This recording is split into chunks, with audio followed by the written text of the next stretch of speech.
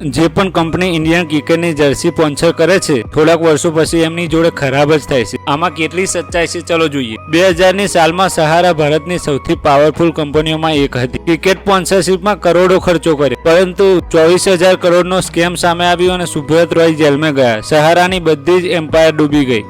એના પછી સ્ટાર ઇન્ડિયાએ ક્રિકેટની જર્સીને સ્પોન્સર કરી। એ ટાઈમ હોટસ્ટાર અને બ્રોડકાસ્ટ રાઇટની મોનોપોલી હતી। કોમ્પિટિશન કમિશનરે એબ્યુઝ ઓફ ડોમિનેશન કેસમાં ફસાઈ દીધા।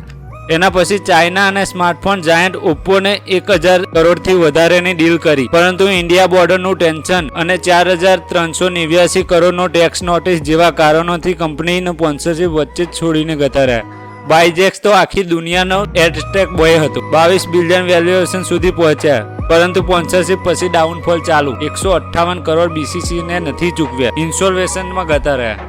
કરંટ સ્પોન્સર છે ડ્રીમ 11, પીક પર 8 અરબથી પણ વધારે વ્યુઅરશિપ છે, પરંતુ જીએસટી ડિમાન્ડ 28,000 કરોડ અને હાલમાં ઓનલાઈન ગેમિંગ બેન। હવે લાગે છે કે ડ્રીમ 11 નું ફ્યુચર પણ ખતરામાં છે। સહારાથી લઈને ડ્રીમ 11 સુધીના દરેક મેજર સ્પોન્સર જેને ઇન્ડિયાની ક્રિકેટ પર નામ લખ્યું છે થોડાક વર્ષો પછી સંકટમાં જ છે। શું આ બ્રાન્ડિંગ સાથે આવનારી એક ઓવર એમ્બિશન ઇફેક્ટ છે કે સાચે જ ઇન્ડિયન જર્સી સ્પોન્સર કરવું એક ખતરાની? મારું શું કહેવું કોમેન્ટમાં મને જણાવજો અને મારી ચેનલને ફોલો કરવાનું ભૂલતા